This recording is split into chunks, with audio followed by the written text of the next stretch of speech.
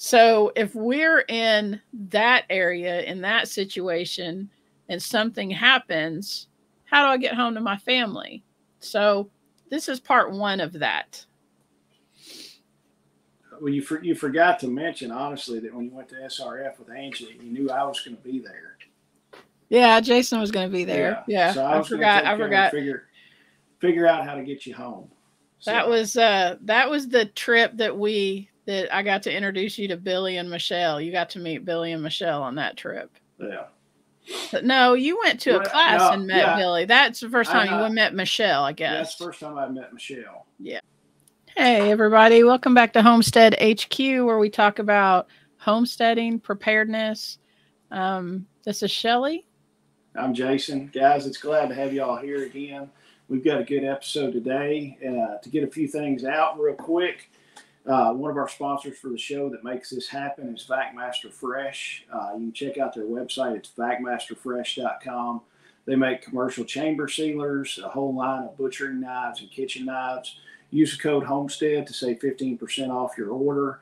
And I use the stuff almost every day. I've got their knives in the kitchen. Use them if we're some of the times when I'm eating steak, I'll grab one of those knives and use it to cut the steak up instead of a steak knife from the drawer. But guys, they make excellent products. They're going to be at the festival, and hopefully, if I can talk them into it, they're going to put a chamber sealer in the raffle that you can win. We're still negotiating That would be that. awesome.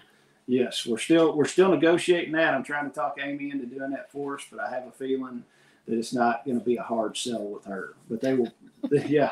They'll be at the festival. They're awesome people to work with, so I won't have to twist her arm too much on that. But it's VacMasterFresh.com, and the code is Homestead to save 15% off your order. So, Shelly, is the fence up? Nope. Any as he said when he's coming? So the it rains, so that's like a 3-week delay with contractors. I know.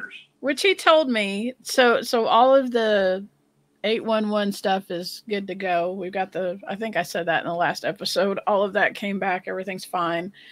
So I messaged him about that, and he came back. He said that he had a couple other projects that he had to finish up after the rain came through, which we didn't get much rain, like from the hurricane and stuff.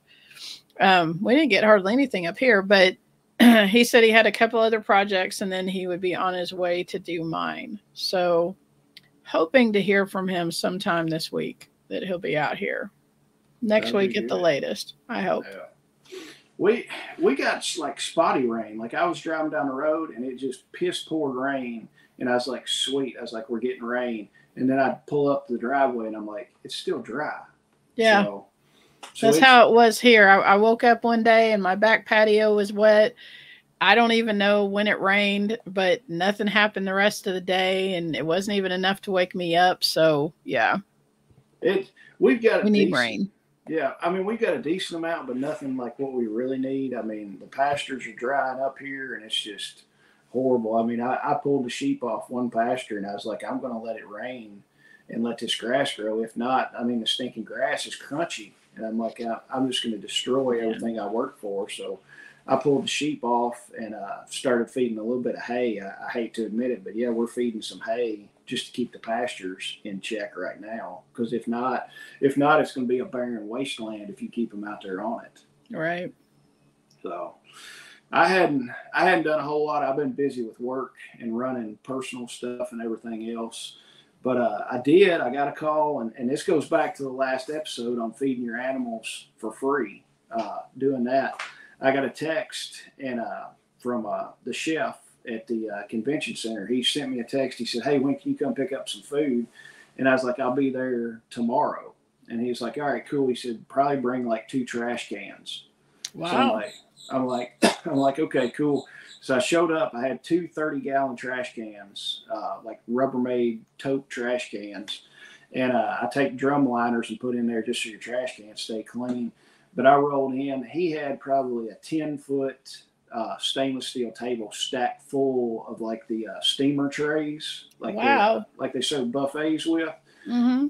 It had everything from like hash brown casserole to fresh fruits, strawberries, Collard. They had like 3 pans of collard greens in there, corn, cookies, breads, all kinds of stuff. But I filled up 2 30-gallon trash cans. So the pigs are eating great and loving it. So are they like buying too much food and people don't show up for their events, or what's happening? That seems like a lot. That's, I mean, great for you. I mean, Yeah. Their waste is your bonus, or that kind of thing. But that seems like a lot. It is, and he told me one time because Christmas they have a bunch of Christmas parties there, and I was like, dude, what's the deal with all the food? Because I had like 20-something chocolate cakes last Christmas. Right. I remember you talking about that. And he said some of these big corporate entities, they'll say, hey, we're going to have 500 people at this, and he's like, half of them might not show up. So Wow. the company's already paid for all the food, and the hotels already paid for all the food, and they've gotten paid for it. So it's not the hotel's not losing any money. It's the company that's just buying extra stuff.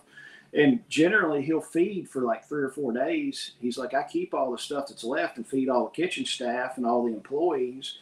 And he said after about 3 or 4 days, everybody's tired of eating it.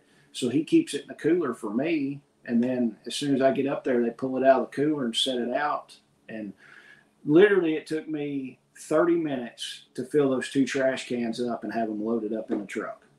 So 30 minutes for 60 gallons of food for my pigs. I'm like, hey, that's well worth it in my opinion. Not a lot of sweat equity in that, is there? No. And the cool thing is he'll save it up. Like a lot of times they had one of the football teams came in, because the football teams, when they play Western, will stay at the convention center. Mm-hmm. So he's feeding all those football players, and it's kind of, he said sometimes it's hard to judge on how much the football players will eat and stuff like that. But you would think with football players that you would have to have like double what you'd have to have for another group, because you would just kind of think that they would eat a lot of food. Chow down on it. But yeah, I mean, it's make those connections. Go back and listen to the last episode on how talking about feeding your animals for free, but it's a real deal. It really happens. Just get out and make those connections, and eventually it might not happen right at the beginning, but eventually it'll pay off. So that's kind of what I did on top of the general everyday chores and working and stuff like that. And shoot, next week's going to be busy as all get out too. We've got a building that's going up Monday, and then Thursday I'm running down to Nicole from Living Free in Tennessee. I'm running down to her house, and we're going to pour some concrete down there. So that'll be an all-day event. It's about 2.5 hours one way to run down there. So I'll spend half the day on the road and another half the day actually working. So a lot of windshield time on Thursday. But that's about all that's happening right here right now. So what kind of news stories have you got? Can you top the DiGiorno 9mm pizza? No. Okay.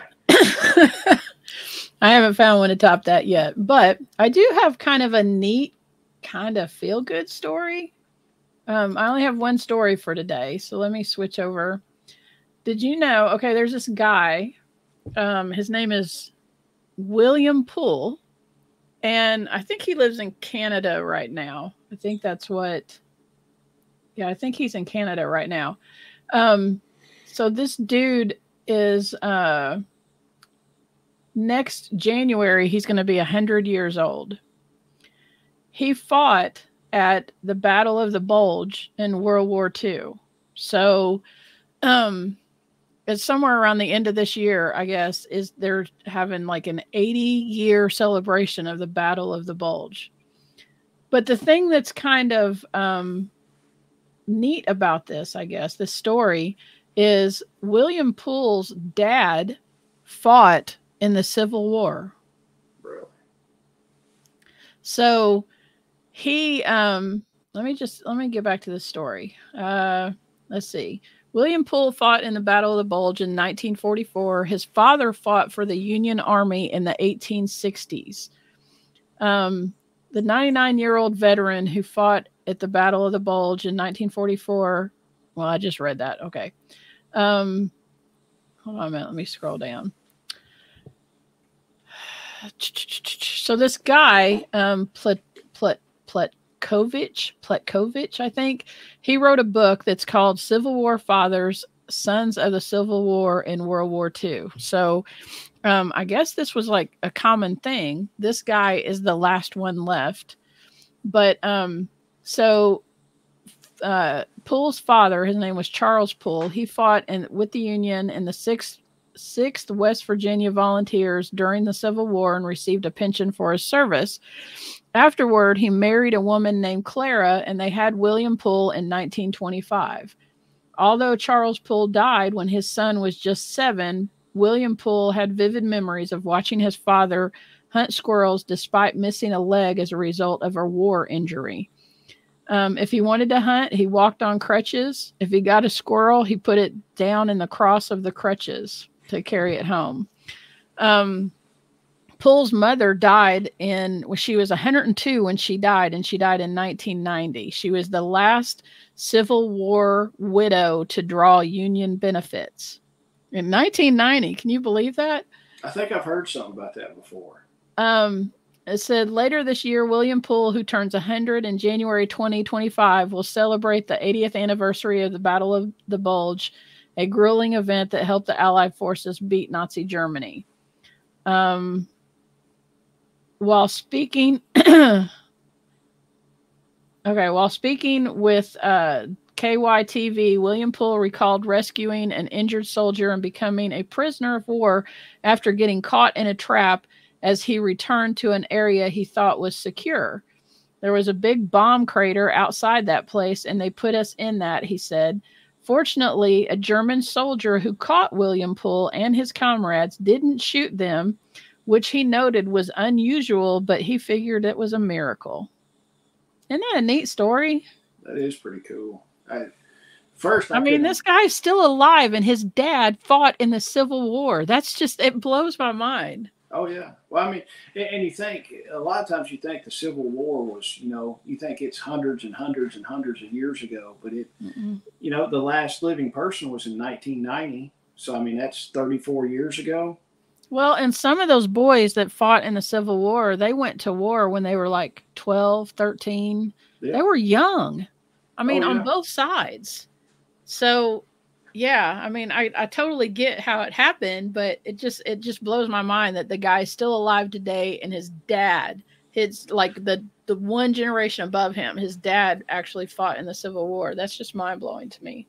Oh yeah, that, and then also I think too, living to be 100, that's good and bad. Living to be 100 because everybody that you've known is probably already dead, so you're like the last person, and it's like that's kind of sad too that you're the last person around. I don't know. I personally probably won't live to be 100 the way I live, but I don't see myself making it to 100. But it'd be pretty cool to be 100 years old and still be lucid and not insane or anything. So, but yeah, that's kind of cool. I mean, that was the greatest generation right there. Those guys, and it's sad. It's sad to see that we're losing those guys every day. So. Yeah. I mean, I've heard a bunch of the stories and everything. My dad was in Korea, the Korean War, and he's told me a bunch of stories about that. And he one thing he told me, he was like, it was stinking cold over there. He said, I can remember being freezing cold over there. And you don't really think of Korea being cold. I didn't ever think of it being cold. Yeah. But he was like, it was stinking cold over there when we were there. I have an uncle that was in the Korean War, and then my dad was in Vietnam. Yeah. So, all right, main topic, and before we get to the main topic, Signature Solar, run check those guys out at signaturesolar.com. Use the code Homestead. That will save you some money with an affiliate link there.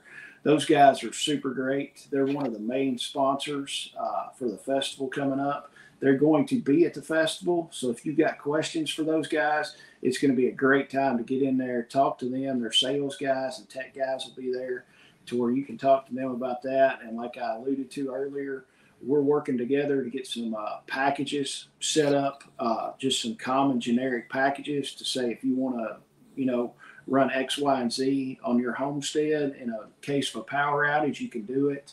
And we've got some more stuff coming like that. But run over there and check it out at signaturesolar.com and use the code Homestead.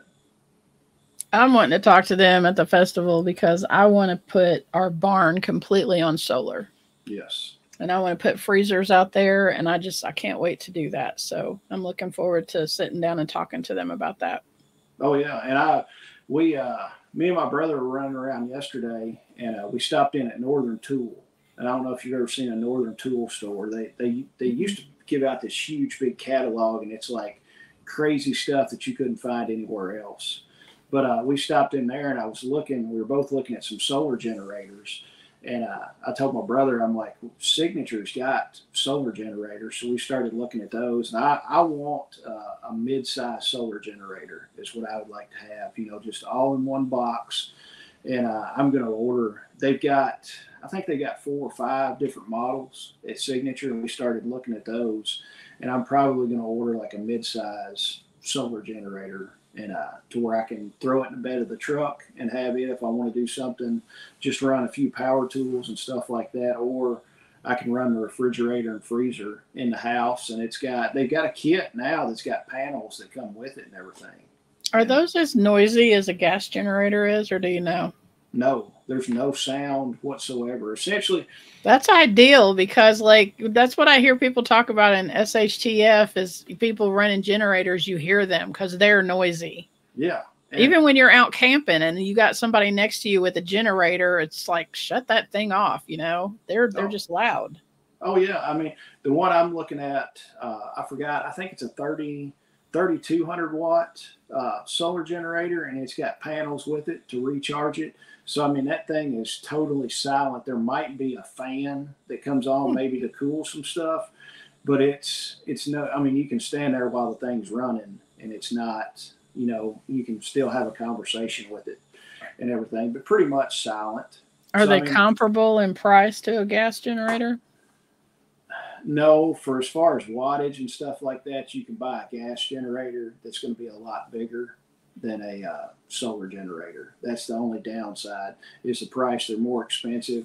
And it depends on what you're going to do. If you're running big loads, you're going to really need a gas or a diesel generator, honestly. Right. So unless you get into some of the bigger ones, I think like the EcoFlows and stuff like that, they've got accessory batteries that you can put on with it, additional battery packs, and keep going up and up and up. So, but one of the downsides with the solar generator is you've got to recharge it. So, once you drain it down to a certain percent, you've got to recharge that solar generator before you can use it again.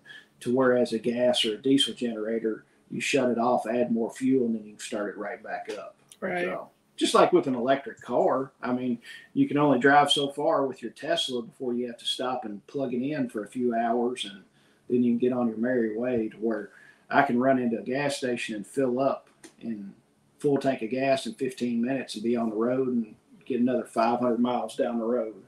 So there's pros and cons. Know your options, right? Yeah. And each one of them has their place, honestly.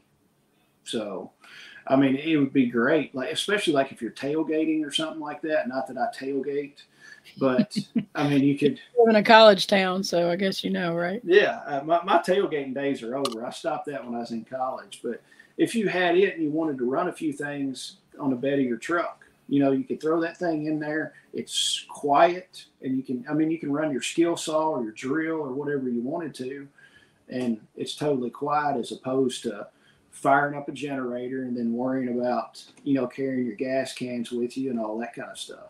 Right. Well, but tell us the topic of the day, Shirley. So the topic of the day, it's kind of came to me because here in 4 days, I'm taking a girls trip with some friends out of town, and we're going to be gone from Thursday till Monday. And won't have Randy with me. Randy's going to stay home, take care of the farm. But I talked to Jason and I said, I would really like to do an episode where we talk about, if something happened while I'm on my girls trip, what do I need to get home? So like I'm just, if something happened, like an SHTF thing, something happened, I'm away from home, and where I'm going is 4 hours away. So the more we talked about this, we kind of figured out that it's going to have to be 2 episodes, because we want to talk about what we need, what I need to have with me when I go on my girls trip. And then the second episode is going to be actually how I would get home if I didn't have transportation. But the reason that I wanted to cover this is because, as all of you all know, I'm a homesteader.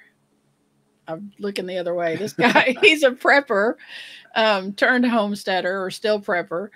I stay more on the prepping side, even though I'm homesteading. So what does that look like for me? What do I need to do to make sure that I'm okay getting home if something does happen?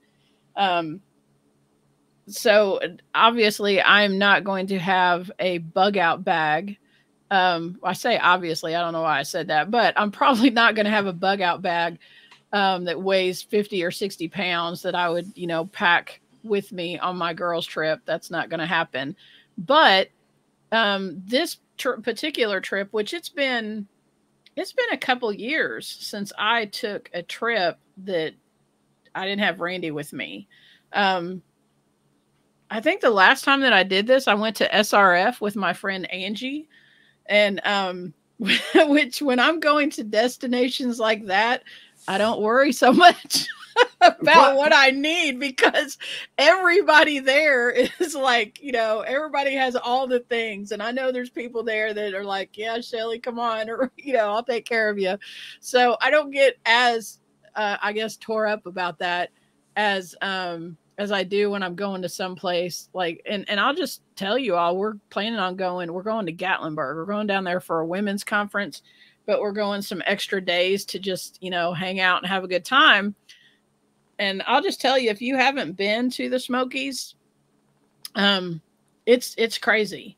There's hundreds of thousands, if not millions of people there all the time. It's always crowded. That's one of the worst things about Gatlinburg, is that you have like 4 lanes when you need like 10 lanes, because there's so much traffic. And there's even so much traffic that up at the top of the mountains, it's destroying the trees because of the stuff, the exhaust coming out of the vehicles and stuff. So if we're in that area, in that situation, and something happens, how do I get home to my family? So this is part 1 of that. Well, you forgot to mention, honestly, that when you went to SRF with Angie, you knew I was going to be there. Yeah, Jason was going to be there. Yeah. So I forgot. Figure out how to get you home. So. That was the trip that I got to introduce you to Billy and Michelle. You got to meet Billy and Michelle on that trip. Yeah. But no, you went to a class and met Billy. That's the first time you met Michelle, I guess. Yeah, that's the first time I met Michelle. Yeah. So tell us what you got in your kit. So this is my bag. This is my backpack.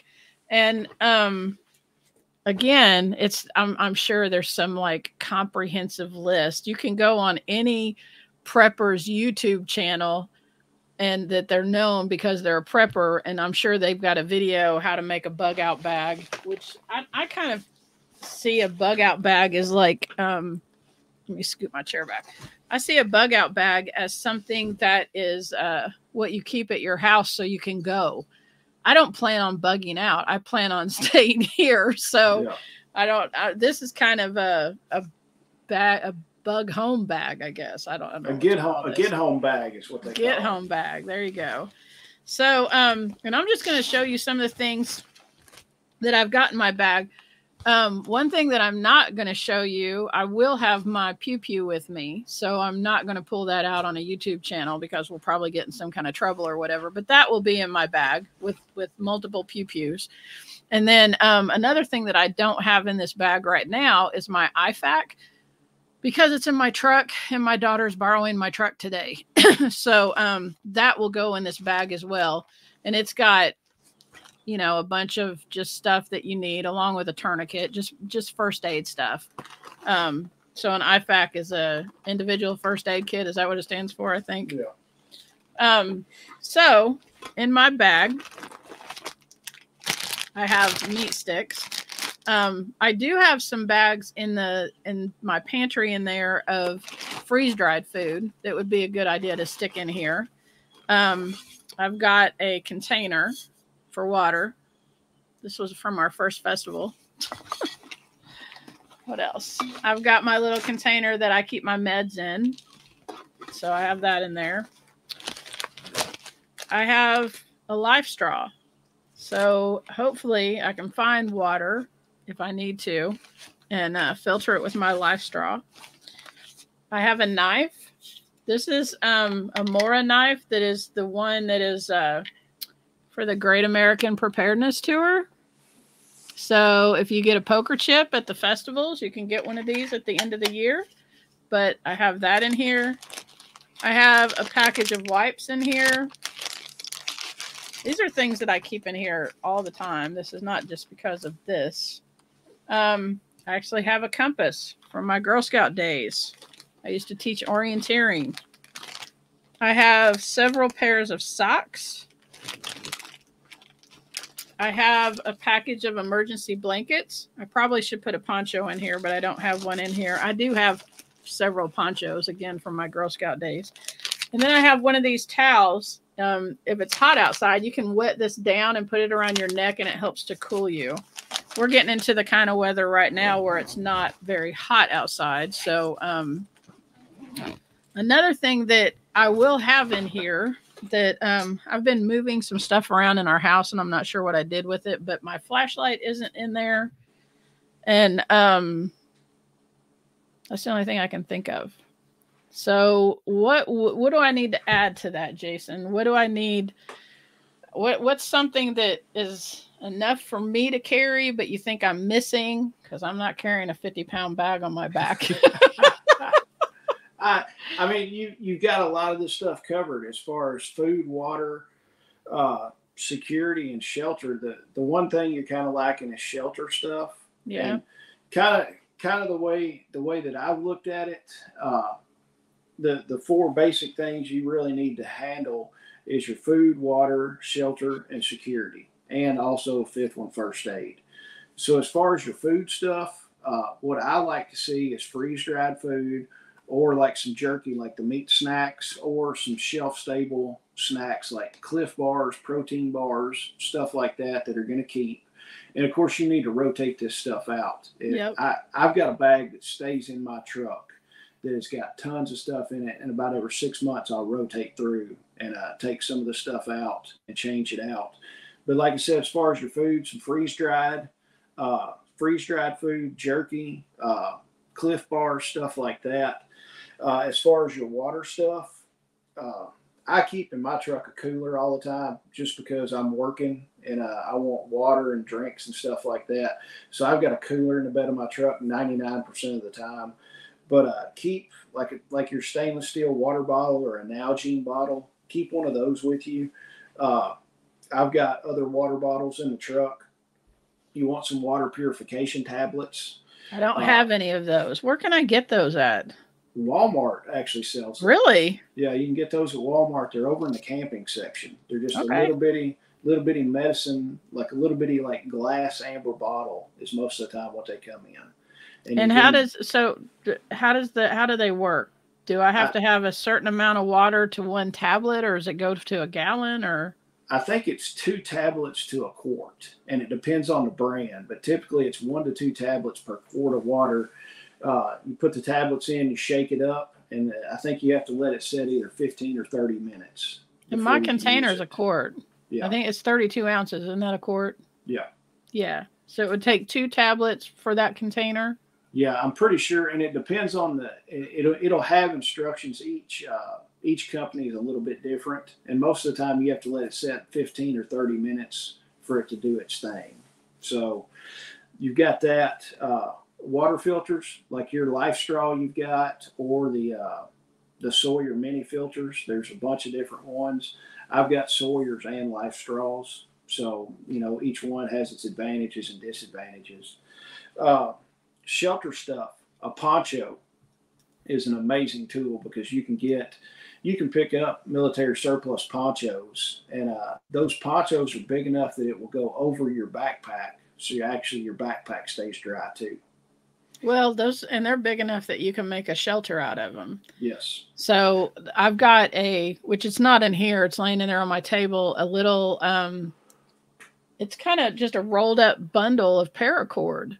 And you have a paracord and one of those ponchos, and you can make a pretty decent shelter in the woods if you need to, or Yeah, wherever. exactly. A hammock, something that I like to have is one of the light, compact hammocks because typically you can find two trees or two posts to string a hammock up to and to get your butt off the ground to sleep. Cover yourself up, get in the hammock, cover yourself up with a poncho, and you're pretty much good to go that way. I Mm-hmm. mean, you can sleep pretty comfortable that way. Uh, Clothes, depending on the season. I typically am not a shorts guy, but I typically wear pants all the time, long pants. But now, if you're going to change out, like the seasons are it's getting a little bit cooler here at night and during the day. So it'd be good to have like a mid-weight jacket with you and a long sleeve t-shirt. So, because I know in the morning times now, a lot of times I'll throw on a long sleeve t-shirt, and by about 9:30, I'm taking the long sleeve t-shirt off and staying in just a t-shirt. But down, at night, if you're going to have to sleep somewhere, it'd be good to have like a mid-weight fleece jacket or something like that for you. But change out your clothing in your bag, all for the seasons. Security stuff is kind of obvious. At the bare minimum, have a handgun with you and a couple extra magazines, loaded magazines, and maybe an extra box of ammo with you. It's going to weigh a little bit, but it's better to have it and not need it than need it and not have it. Right. Also, I mean, your fixed blade knife, you've got a Moore knife. The Moore knives, for what they cost, I think they're freaking phenomenal investment for as little money as they are and as good a knife as they are. But a good fixed blade knife to have. In my truck, but I carry a lot of crap in my truck. Shelly can attest to it. I mean, the back seat has always got tools and everything else in there, extra clothes and stuff like that. But I'll tell you honestly, I keep a pair of Carhartt overalls in my toolbox year round because I never know what I'm going to get into. There's been days where I have to crawl up underneath somebody's house and I'm like, I don't want to be dirty the rest of the day. So I'll throw my overalls on and then crawl underneath the house, do my stuff. And then when I get done, I can just pull my overalls off and my pants and my shirt are still clean to where I'm not, covered in crawl space dust the rest of the day. Yeah. But that's just something to have. My bag, I've got a lot more junk in my bag than really what I need, but I would rather have it there. And if I don't need it, I'm just going to leave it in the truck and start walking to the house. But just like a first aid kit, I've got a first aid kit that sits on the transmission hump of the truck. It's more of like it's a stop the bleed kit. It's got a tourniquet in there, wound packing gauze, stuff like that. That's easily accessible right there on the transmission hump of the truck in the front seat. And then I've got a bigger bag in the back seat that if I need more stuff out of there, I can get. Front line, I can get it off the transmission hump. Second line, I can grab the bag out of the back seat and use it for medical stuff. And then it's got my boo-boo stuff in there, Band-Aids that I use almost every other day and stuff like that. And I tell you, it's not just for getting home, too. One day I was actually at my mother-in-law's house working. I was cutting a bunch of stone and grinding and cutting a bunch of brick. And I got it done by like noon. And I'm like, the day's only half over, but I was covered in brick and stone dust. And I was like, I could run home real quick, take a shower and change clothes and then come back. But I was like, that's going to be an hour to an hour and a half round trip. I was like, it's not really worth it. But I had an extra pair of clothes in my bag. So I told her, I was like, hey, I want to take a shower and change clothes. And then I can just finish up doing stuff inside. So that saved me, an hour of drive time. Yep. So it's everyday stuff. And then when I got home, I washed those clothes, made sure those clothes were clean, and then the next morning I just put those clothes back in my bag. So little stuff like that can save you a lot of time. And then having kids too. Even if you got 9-year-old kids, they still spill crap on themselves. So having an extra pair of clothes in that bag for your kids can save you. They're drinking their drink at the restaurant and pour it down the front of them. You got an extra pair of clothes in the truck that, Yep. Instead of running to Target and buying them a new pair of jeans and underwear and t-shirt, it's like, hey, I've got an extra pair right in the truck. That's something that I always did when I had babies and toddlers. I always had extra clothes in their bag. As they got older, I didn't do that. And there were times that probably would have been a good idea had I done that. But, I think we don't have that mindset when they get out of being babies and toddlers and stuff. We just kind of forget about that. Yeah. And a lot of this stuff, I carry a lot of stuff on me every day. My everyday carry stuff. I've always got a firearm on me. I've always got a pocket knife. It's not, some big survival knife. It's a stinking Milwaukee razor knife that I use for everyday stuff. And then I always carry a lighter with me. So I've got a way of making fire. And of course, there's other lighters in my truck and stuff like that. This has kind of been geared more towards a minimalist that doesn't keep. I've seen some of these people, you get in their truck and it looks like a brand new vehicle, like rolled off the showroom. And I'm kind of looking around. I'm like, where's all your crap that you keep in your truck? And they don't keep anything in their vehicle. I'm like, you don't even have like a Leatherman in the map pocket. I'm like, they make these pockets for a reason where you throw shit in there. So you're kind of the other extreme though. Like like we could do a hoarder version of the pickup hoarder. That's what Jason is. but it's all useful stuff. Yes, in the map pocket of my I know, but truck, you don't really even have places for people to sit, dude. You've got a lot of stuff in your truck.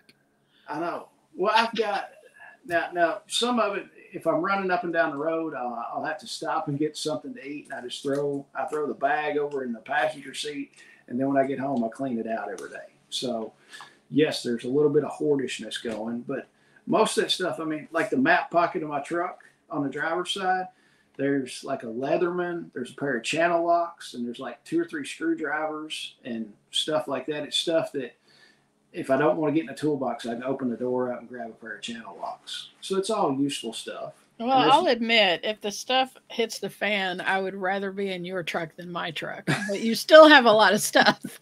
Yeah. And then there's like a brand new random light switch. I don't know why there's a light switch in the map pocket. So, and there, on the other side, there is something I was looking the other day. There's tops to the IBC totes. There's like 2 of the IBC tote tops. And I'm like, when did I put those in there? I was like, I need to take those out and put them in the shop. So, and then there are also some Pokemon cards in the back seat. So I guess I could trade Pokemon cards for food in a grid down situation. Yeah, I don't know that anybody would do that. That'll be the new currency, Pokemon cards. But I wanted to make this podcast because I know that there's people out there that are like me that don't have a 50-pound bag in their pickup and, ready to walk home from anywhere. So if you're just starting, if this is something that you're just now getting into, well, if I was out, how would I get home kind of thing? That's where I'm at. And I know that I'll be adding things. I was making a list as Jason was saying stuff. I know that I'll be adding things to it. You're going to have to do what works for you. If you're walking, so something happens and you have to walk home, make sure that you have shoes. Make sure that you have shoes that you can walk home in, whether that's, hiking boots, tennis shoes, something that's heavy, not heavy. I was starting to say something that's heavy duty. And also something that you've worn that you've broke in already. You don't want a brand new pair of boots to walk home. Yeah. You want something that you're used to wearing. like with this girls trip, obviously I've got, you know, outfits, jewelry, that kind of stuff that I'm taking because we're going to go do stuff. But now in my mind, I'm thinking I need to throw a pair of tennis shoes in my bag. And I may not wear my tennis shoes while I'm down there, but I would rather have them and not need them than need them and not have them, kind of thing. Exactly. So that may be something. I actually may clean out my bag and put them in the bottom of my bag and then pile everything else in on top of it. That may be how I do that. Yeah, and I've seen it before. A lot of people are like, you know, they'll take off and they're going to be 3 hours from the house, and the only thing they've got is a pair of flip flops. And it's like, how in the world are you going to try to tromp back home in a pair of flip flops? So yeah, typically, right now I've got on flip flops, but I'm on property and, you know, 150 feet from the house. And honestly, I've got a pair of lace up shoes down here in the shop. So I don't think I've ever seen you wear flip flops. That's kind of shocking me right now. I don't think I've ever seen you. Randy doesn't even own a pair of flip flops. He has a pair of sandals that we use when we go camping that, you know, so that he'll wear them down to the beach or something and keep them on in the water. But he doesn't own a pair of flip flops. He won't. He's like, nah, I don't need that. I've got a pair of flip flops. I've had them for, I think, almost 15 years now, something like that. You don't wear them enough that they've lasted that long? Oh, no. These are high-quality flip-flops. These are Reef brand, like Coral Reef. They've got, and I don't know why, and I didn't know it when I bought it, but they've got a bottle opener on the bottom. Swear to God, they've got a bottle opener on both of them where you can open a beer bottle. So I'm like, but that's a college days thing. But it's kind of nasty to think about. No matter where these shoes have been, and then you're going to stick it on the end of your beer bottle and open it up. So if you're using your shoe to open a beer bottle, I think you're kind of past that. Probably so. Yeah. But yes, well, the funny thing is, I don't own a pair of tennis shoes. Really? Yeah, like a pair of Nikes or Adidas or anything. I've not owned a pair of tennis shoes in probably 20 years or better. So.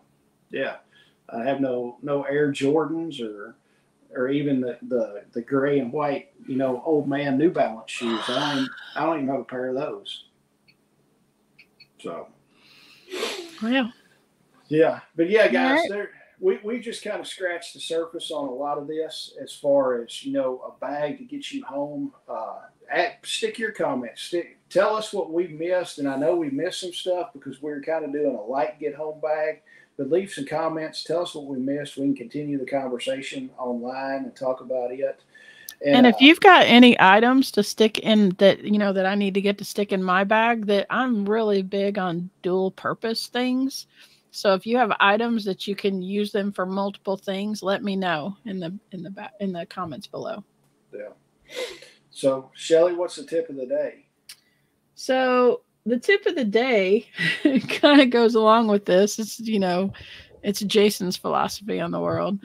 Keep more in your vehicle than you need. So just like Jason was talking about having that pair of coveralls, which, you know, there are things in Jason's vehicle that are conducive to his line of work. It's things that are very practical for him to keep with him in his line of work, like power tools, like a generator, like coveralls, so he can crawl underneath people's houses and all that kind of thing, because that's what he does. That's his job.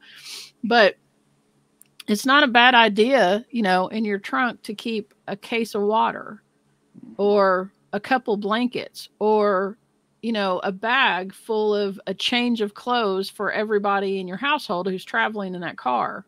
You know, keep those high energy kind of bars, protein bars or whatever. Keep some of those in there, especially in the wintertime.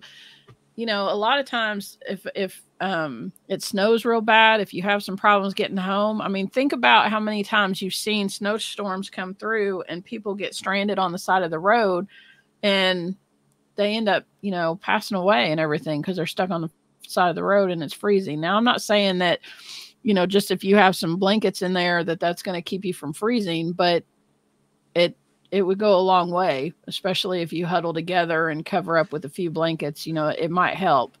But keep some stuff in your vehicle, especially with the weather. You know, it's starting to it's fall or getting ready to be fall, and it's going to start getting cold. Even keeping like salt, a bag of salt. I'm talking like road salt. If you got stuck, you know, you could throw that down, or sand or something like that to help you get out of some snow, or a camp shovel, you know, those kind of things. I know you can't prepare for everything, but there are some things you could throw in your trunk that could help you out of a jam, you know? Oh yeah, for sure. I mean, and like Shelly was saying, there's a ton of stuff that's conducive to the work I do, but it's also got practical applications. And my bag that I keep in there, the way I've seen it, I can throw stuff out of that bag if I don't need it and lighten the bag up. So, I mean, if it's summertime, I don't need a stinking Columbia fleece jacket. So I'm really not going to take that thing with me. And Right. there's certain things I know that I don't need that I can just chuck out of that bag and lighten it up. But it'd be great if I had it sometimes. So, Shelly, show us what else we got new with the festival. I do know one thing new that we've got to hammer out all the details, but it's going to be pretty cool, and I think people are going to like it. Is that William is going to do a hands-on composting demonstration for us, William Bond. So I talked to him yesterday. He's game for it. William's actually going to build a pile at the festival and show you, actually step by step how to build your pile. And then we're probably going to have 2 other piles that have already started composting, probably a 3-week pile and a 1-week pile, to show you kind of the steps of how it goes. And it will probably wind up flipping those piles too. So I'm super excited. We got to hammer out the logistics on it, but you're going to see firsthand in person actually how William builds his compost piles and makes the amazing compost that he does. That'll be really cool. So, one of our newly added speakers that we have is Callie Blackwell. She's going to be coming and talking about just a healthier way of living. You know, not growing your own food and all that kind of stuff, but not being dependent on pharmaceutical stuff and all of that kind of thing. We're really excited to have Callie on board. She wrote a book called 1 in 7 billion. If you haven't read that book, you need to check it out. It's the whole story of her son and being diagnosed with cancer and almost dying, and how they saved his life. It's just an amazing story. Who else have we got? We've got Jeff Smith that's going to be coming and talking about getting your family on board. What do you do about those people who are, you care about them, you want them to come to your place if something happens, but they're not really on board with it? What do you do about them? Angry Prepper will be there. Angry Prepper will be there. He's going to be talking about getting out of an urban environment. You need to check him out on YouTube. His channel is really, really good. He cracks me up. He's so funny. Especially when he goes and does those walkabouts. Like, there's no way. The places that he goes and walks through New York in the middle of the night, there's no way. I mean, maybe I would do it if I were with him, just because he's a big guy and he's kind of scary looking, but there's just no way I would do that. It freaks me out. Who else? We've got Bill Stoker from Stoker-Matic. Yeah. He's going to be talking about homestead security. We've got Dawn Gorham coming up from Tennessee. She's going to be talking about the family milk cow. And I'm really excited because I am wanting to learn more about raw milk, and she's going to come and teach about that. That's really, I have found, because I can't drink regular milk anymore. It makes me sick if I drink a large quantity of it. But I found that raw milk doesn't make me sick, and I kind of want to know why. Oh, yeah. But who else have we got coming? Byron Russell will be there. Byron's a retired Green Beret. He's going to be talking about homestead drone defense and ways to protect yourself from drones. Yeah. Local Prepper will be there. He's going to do preparedness 101 for everybody. Leslie Gossett will be there too, talking about herbal stuff. I think well, Brian and Susan will be there talking about ham radio and disaster communications and stuff like that. We got Flomaton Famous coming and teaching tree grafting. Yes. Yep. And the website, everybody, is KentuckySustainableLiving.com. We've got tickets on sale for $25 a person right now. They are going to go up pretty soon. Use the code. Use email code 25. Yeah. And that'll get you $10 off your ticket, which makes you $25. I didn't say that right. Email 25 is the code. Sorry. So, but yeah, guys, get your tickets. Also, check out the workshops that we got that are going to be going on Friday. We've got 4 different workshops that'll be going on Friday. But check all that stuff out. Also, Saturday night, we're going to have a dinner for Caleb House that the charity dinner is going to benefit Caleb House, which is TJ Bear Independent. It's his organization that they're building to rehabilitate children that have been rescued from sex trafficking rings. So that dinner will be Saturday night, and you can get tickets online for that also. But that's about done for the day. Shelly, you got anything else? No, I'm good. All right. We will see y'all next week back here at the same place, and I appreciate it a bunch. Talk to y'all later. God bless.